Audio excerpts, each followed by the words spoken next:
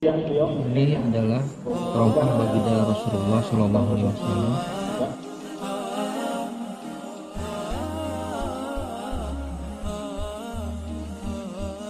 Nah, di sini ada tongkat Rasulullah ya, tongkat baginda Rasulullah.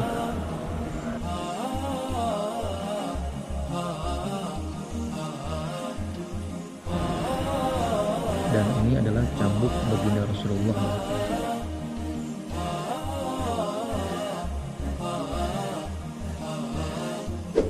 Kita lagi di pameran artefak peninggalan benda peninggalan Nabi Muhammad Shallallahu Alaihi Wasallam.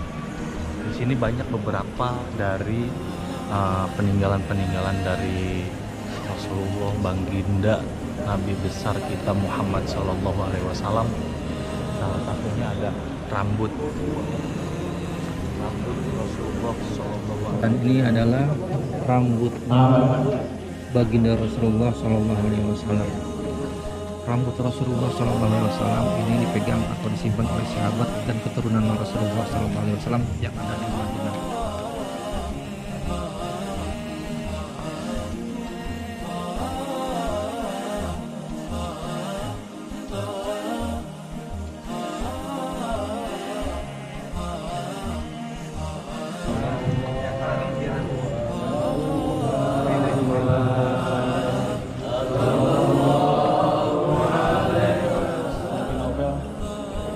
Jika umur beliau masih sangat muda, tapi ini pedang pribadi atau pedang harian yang beliau selalu bawa setiap hari. Batunya mungkin sudah banyak direnovasi. Di sini ada tongkat Rasulullah ya, tongkat baginda Rasulullah. Kurang lebih 13 tongkat. 6 terbuat dari kayu luz dan 5 terbuat dari kayu al-ayusyah dan sisanya dari beberapa jenis kayu lainnya. Jadi Nabi SAW menyerahkan laki-laki umur 40 tahun ke atas agar membawa tongkat ketika sedang berpergian. Tongkat ini sendiri merupakan salah satu tongkat Nabi SAW yang terbuat dari kayu luz dengan panjang kurang lebih 110 cm. Dan ini adalah cambuk baginda Rasulullah ya, merupakan salah satu cambuk Nabi Muhammad SAW yang biasa digunakan pada saat menunggangi kuda atau unta. Terbuat dari kulit domba dengan panjang 120 cm. Cemeti ini dipegang dan dijaga oleh Ali Zainal Abidin dan keturunannya. Ini adalah pedang Sayyidina Khalid bin Walid ya. Pedang Khalid bin Walid ini dipercayai pedang yang berasal dari Kekaisaran Romawi, salah satu pedang favorit dari Khalid bin Walid. Dan menurut catatan, Khalid bin Walid memiliki 200 koleksi pedang.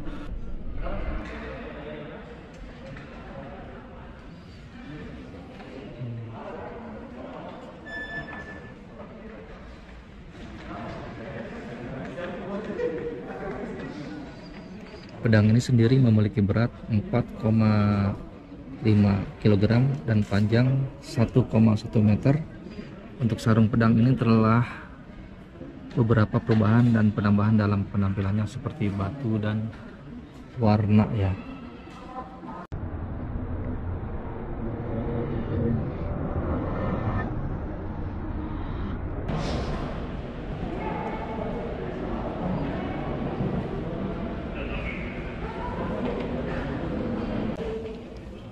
Dan ini adalah wadah air jam-jam ya.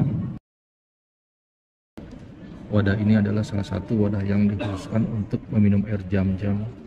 Nabi Muhammad SAW dalam catatan sejarah memiliki kurang lebih 6 wadah air jam-jam. Wadah ini sendiri merupakan hadiah dari pedagang Cina yang pada saat itu sedang berdagang di sekitaran pasar yang ada di Madinah yang terbuat dari bahan yang anti racun serta anti basi.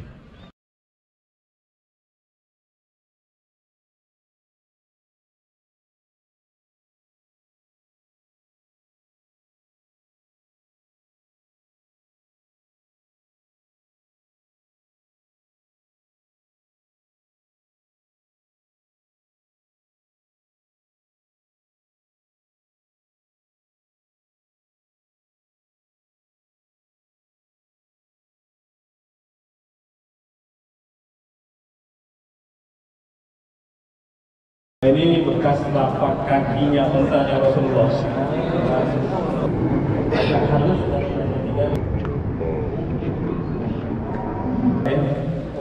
terompah baginda Rasulullah SAW. Ciri khas terompah beliau kibalain, ada 2 tali. Dan ini kanan kiri ukurannya sama, Pak. Ukurannya apa? Sama.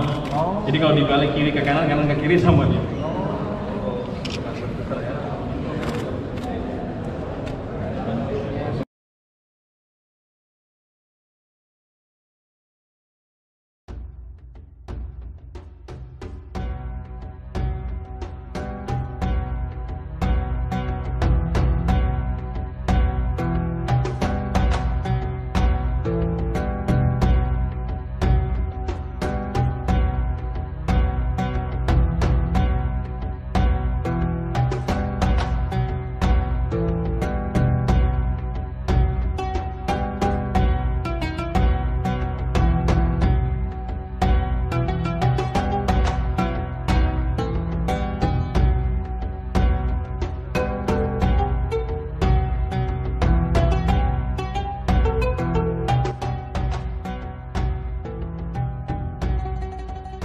Ini adalah ekstrak keringat baginda Rasulullah SAW.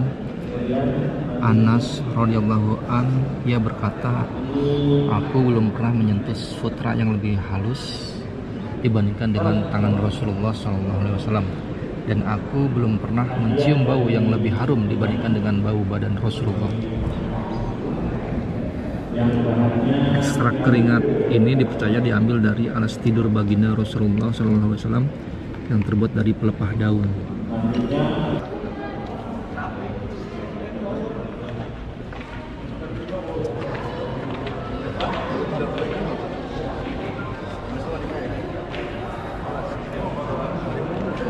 Dan ini adalah jubah baginda Rasulullah SAW. Merupakan jubah yang dikhususkan untuk cuaca dingin dan dibuat dari bahan kain hibarah, yaitu kain katun keluaran Yaman dengan tambahan kain yang tebal di bagian dalamnya. Menurut riwayat Anas bin Malik bahwa kain yang paling Rasulullah SAW sukai adalah kain hibarah. Dan ini adalah siwak baginda Rasulullah SAW. Siwak dapat membersihkan mulut dan diridhoi Allah Subhanahu wa Ta'ala. Umar bin Abdullah mengungkap bahwa Rasulullah SAW memotong janggutnya hanya sebagian pertama dari kepalan tangan saja. Dan ini adalah rambutnya baginda Rasulullah SAW. Ali bin Abi Thalib meriwayatkan rambut Rasulullah SAW lurus dan sedikit bergelombang. Rambut Rasulullah SAW ini dipegang atau disimpan oleh sahabat dan keturunan Rasulullah SAW yang ada di Madinah.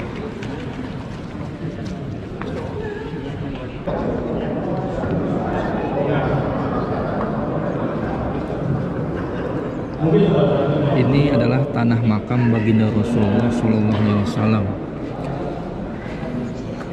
Tanah makam ini biasa para sahabat ambil setelah Rasulullah SAW selesai dimakamkan. Tujuannya agar para sahabat mengingat wafatnya Rasulullah, dan juga ada beberapa sahabat menjadikan tanah makam ini sebagai media bertabaruk.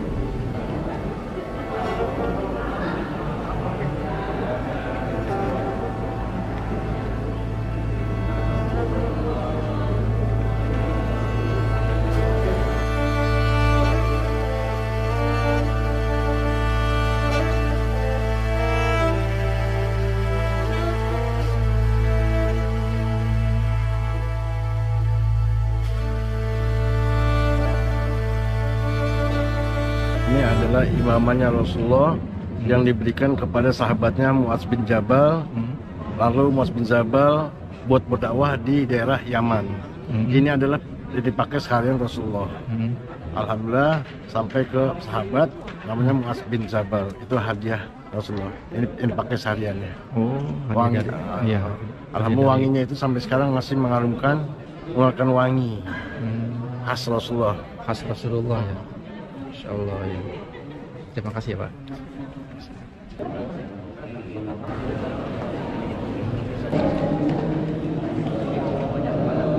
Ini adalah kiswah makam Sayyidina Husain.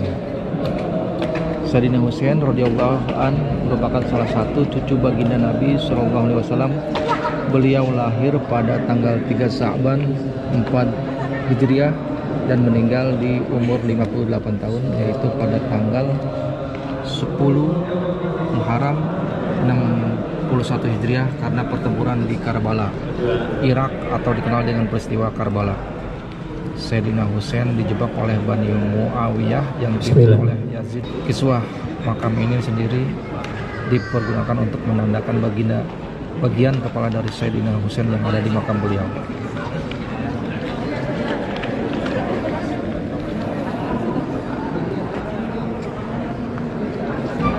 Nah, yang ini adalah songkoknya baginda Rasulullah Shallallahu Alaihi Wasallam. Dipercayai merupakan bentuk dari songkok Rasulullah Shallallahu Alaihi Wasallam dan juga bentuk dari songkok beberapa sahabat yang lainnya. Songkok ini terbuat dari pelepah dan beberapa hiasan tambahan di sekitar songkok ini. Di bagian dalam songkok ini terdapat pelapis kain. Songkok ini sudah melewati masa pengawetan.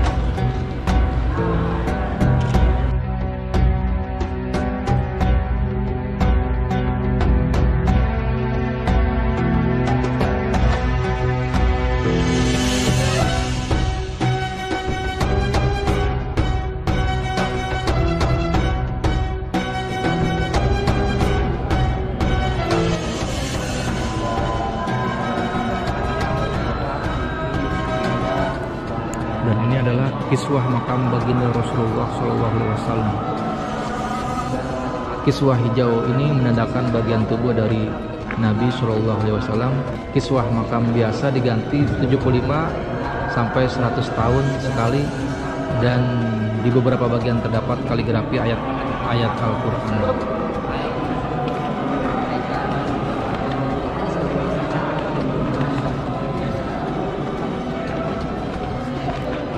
Dan ini adalah rida baginda Rasulullah SAW.